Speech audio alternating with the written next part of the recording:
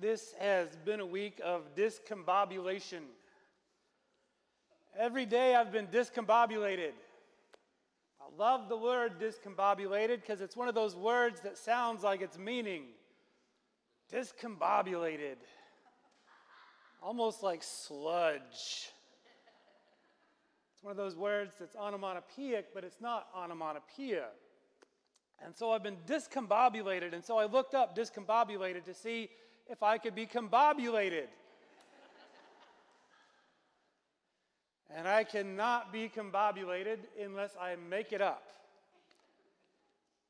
I would love to be combobulated because I'm so tired of discombobulation, of just feeling like things are not right, things are just slightly off.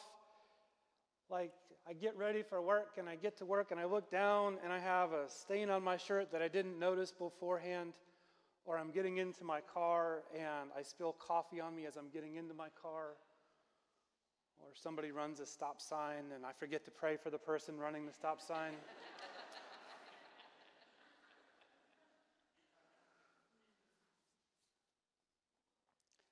One of the things I love about church is this is where I come to be combobulated. This is where I come to feel joy and to be restored and to just feel better about the world and life. And these readings today, y'all, are not doing it. Now, I suppose I could have changed the readings. I could have said, we're not doing any of these. We're going to do stuff about kids and joy and God loving us.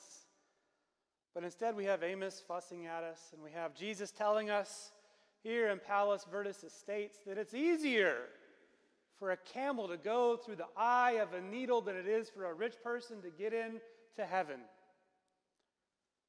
Than it is for the wealthy to get into heaven. So I say to you here in this congregation today that we are accepting your money.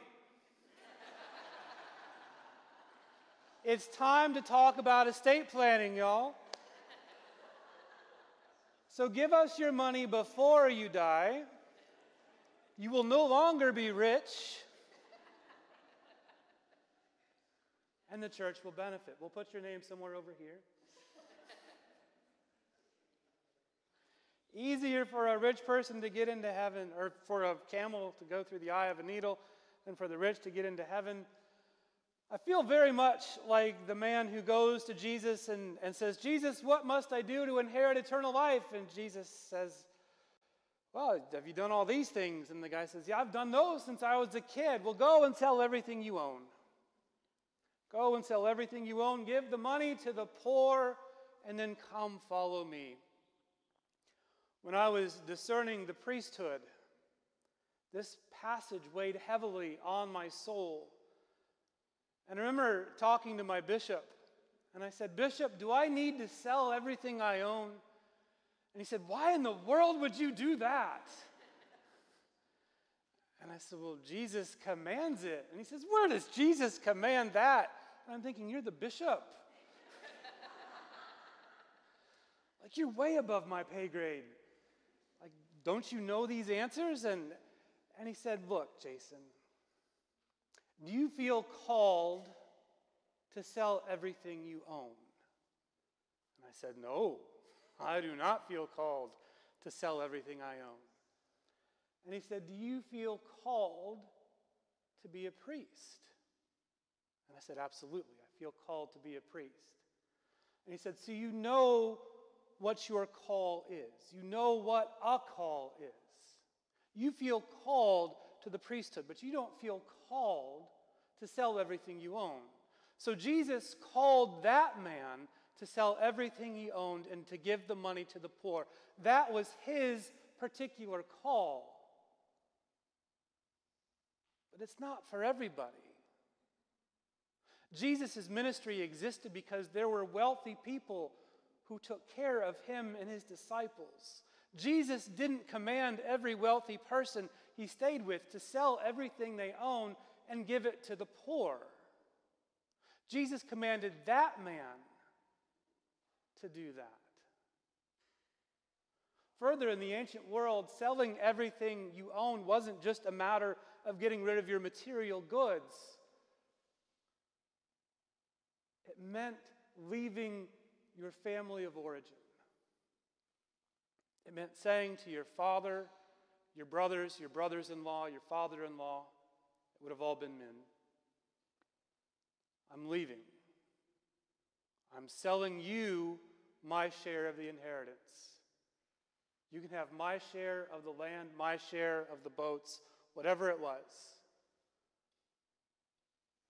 And in doing that, you effectively left the family.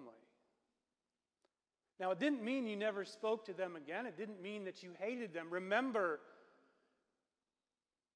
that they're having dinner in Peter's mother-in-law's house at one point. Remember that James and John, their mother, goes to Jesus and says, "Where are my boys going to sit with you in the kingdom?" And so the family is still there, sometimes to the chagrin of the disciples. Can you imagine how embarrassing that would be for you? Mom, stop asking Jesus to put us at his right and his left. But what it meant was that your family was no longer the center of your life. Your first allegiance wasn't to your family. Your first allegiance is to God.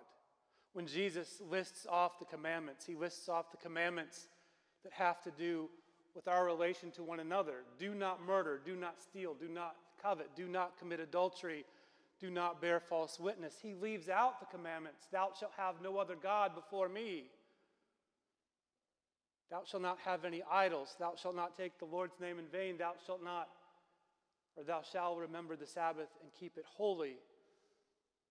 What the man has failed to do is to honor the first 4 commandments.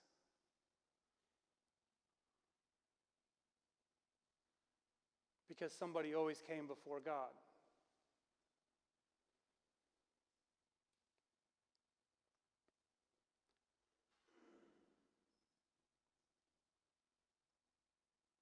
This is a very difficult gospel.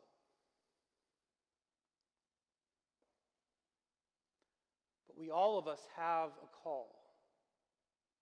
Some of us are indeed called to sell everything we own and give it to the poor. But others of us are called to teach children or adults how to read. Some of us are called to make sure the pantries at the soup kitchen are full. Some of us are called to do legal work for people who cannot afford it otherwise. Some of us are called to drive people to hospital visits.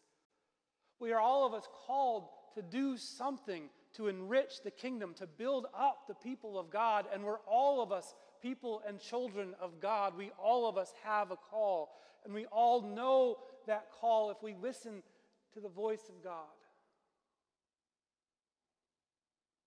We know to what we're not called, but we definitely, I believe in my heart of hearts, know to what we're called. And you know it's a call from God when it's good and seemingly impossible to do.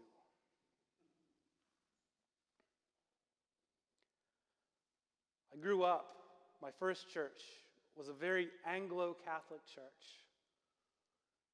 We were Episcopalian, but we had First Communion. And part of my First Communion was memorizing the Lord's Prayer. And they gave me the Lord's Prayer, and they said, "You need to memorize this. You have 6 weeks." I said, "It can never be done. I'll never get this thing. Do you see how many lines this is? I can't memorize this. How about I make up my own prayer?" I memorized the Lord's Prayer, and I took my First Communion, and everything went the way it was supposed to go. It was a very small challenge, but I was up to that challenge. God, when God challenges us, doesn't give us something that we can't do, which is not the same as God never gives us more than we can handle. God absolutely gives us more than we can handle.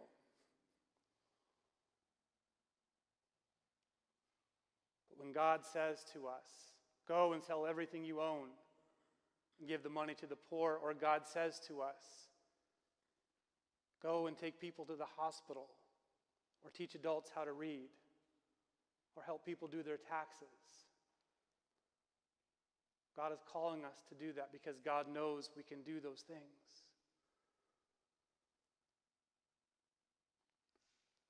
On days like this where I am discombobulated, or I'm feeling discombobulated, it can be hard to find the good news. But there is always good news. At the end of the gospel this morning, Jesus says, the last shall be first, and the first shall be last. The last shall be first, and the first shall be last. Which doesn't mean we don't get in. He doesn't say the first are outside and they never get to come in. Everybody is in. Everybody makes it to the kingdom, which is good news, which truly is wonderful news. That even those of us who can't fit through the eye of a needle are shown grace, are shown love, are shown mercy. We are all of us called. How will we answer?